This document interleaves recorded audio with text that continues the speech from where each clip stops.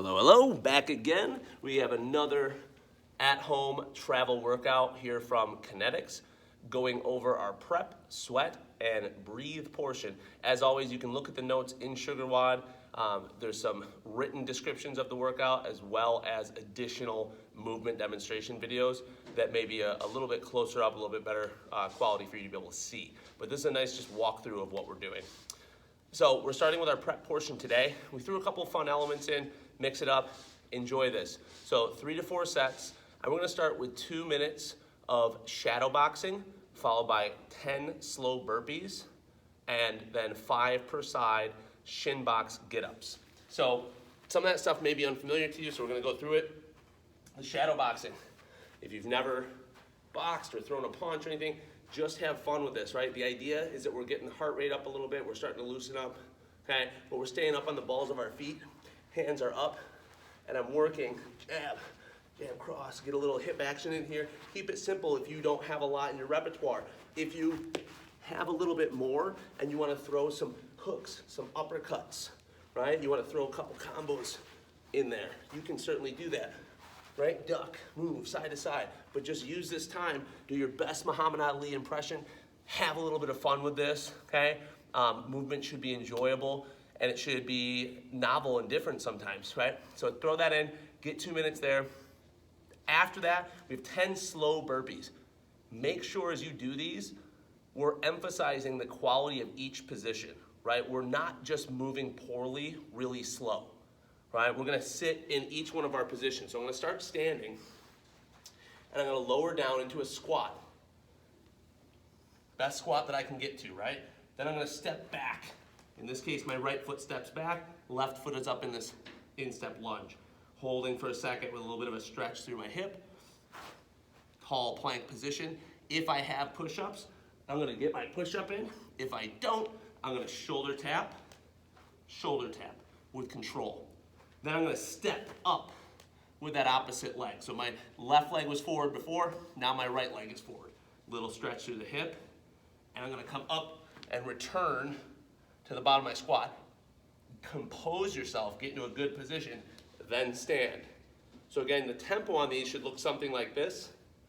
Squat, instep lunge, plank, push-up or shoulder tap, instep lunge, squat, up, okay?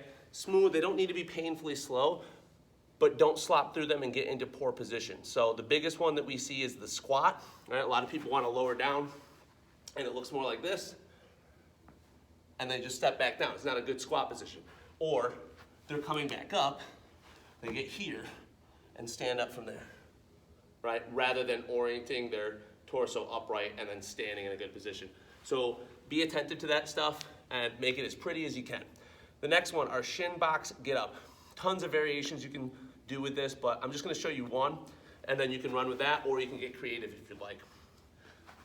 So I wanna create basically 90 degrees at each leg with one shin in front of me and the other one to the side of me. In this case, my left shin is in front, my right shin is off to the side.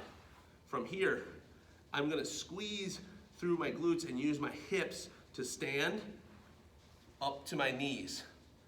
Turn into this lunge position, stand. Back down, dropping that same knee, circling the foot around, back to where I started. Control, notice I didn't just flop to the ground. From there, I'm gonna switch my feet.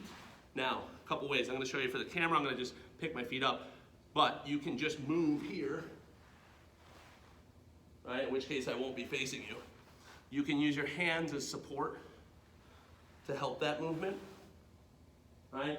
And then you go right up into the next rep. For our intents, facing the camera, I'm just gonna move my feet and switch. Coming up, lunge, stand. Stepping back down, bringing that other knee around, control down. Now, I can sit here and just stay in this position and do all 5, or I can alternate side to side. Again, take a little creative freedom with this, have some fun, play around with it. If you've never done them before, feel free to give yourself a little bit of momentum on that stand up, just to start to feel what the movement should feel like, right? From there, we go into our sweat portion. We have 5 to 7 reps. We're sticking with a grind effort here. So not maximal, but hard, right? Tough effort, 7 or 8 out of 10. We have 15 reps per side, single leg glute bridge. So I'm gonna get on my back. I'm gonna elevate one foot, brace through my belly, and I'm driving the other foot through the floor. Squeeze my butt at the top. Okay, 15 reps per side.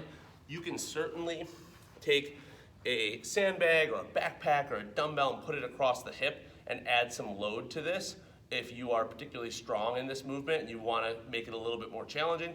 As always, you can add tempo. You can make sure that there's no lockout at either end of the rep, right? So there's constant tension on the working muscles. Those are different ways to take something that's body weight and may not be super challenging for you and to make it a little bit more challenging while you're either traveling or stuck at home for one reason or another.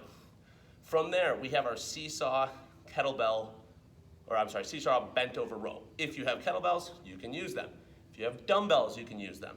If you have bands, it might be a little bit more challenging to get that set up, in which case you may just want to do a regular bent over row, okay? So with this, the seesaw refers to, if you think about a seesaw, one end is up and one end is down. So as I get into my bent over row position, I'm gonna start here, and as one lowers, the other comes up. So I want them moving at the same time. Notice it's not here and then up, it's at the same time. I'm pushing one element down as I'm pulling the other up, okay? The rep count is total reps, okay? So you will just, it's total reps, alternating sides every single time. If you, like I said, if you only have a band available, or maybe you don't have 2 elements, maybe you just have a single duffel bag or backpack, then change this into just a regular bent over row, okay? Play around. If you did yesterday's workout, maybe play around with a different torso position. So maybe you're up a little taller and it's a little bit more upper back, upper trap. Okay, so you can play around with that angle a bit depending on what you're doing.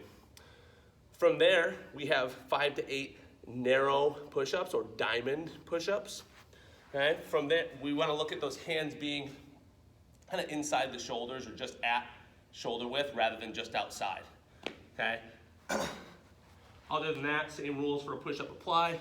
We're getting down, elbows trace along the ribs, and pressing from there. Same sort of modifications apply for this. Elevate the hands is the best way to do it. We don't love kneeling push-ups because a lot of times people get themselves into poor positions.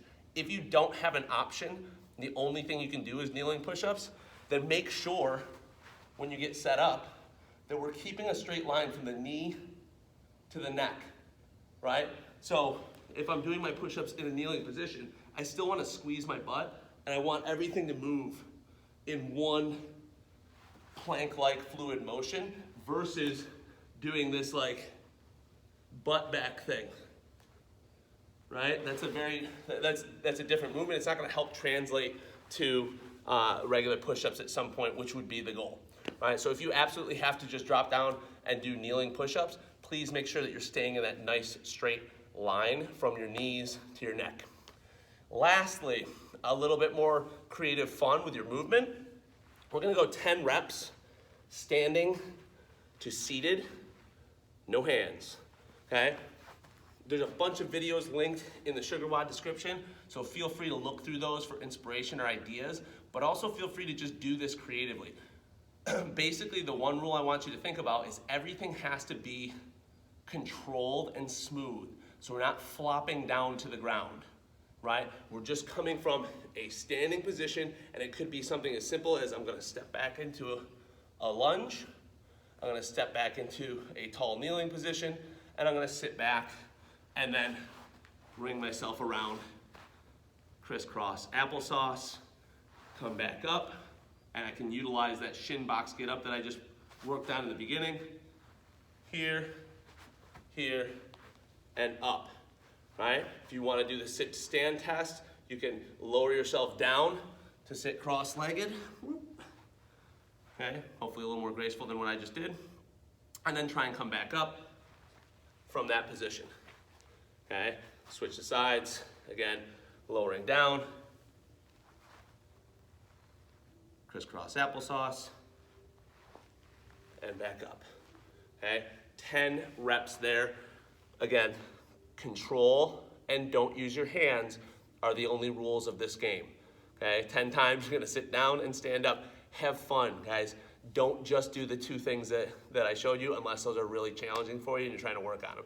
If they come pretty easily, get a little creative. See if you can drop down into an airborne lunge or a pistol squat or something that gets you down to the ground with control without using your hands, and then you can get back up. Have fun with this, you guys. Enjoy the workout, and we'll see you next time.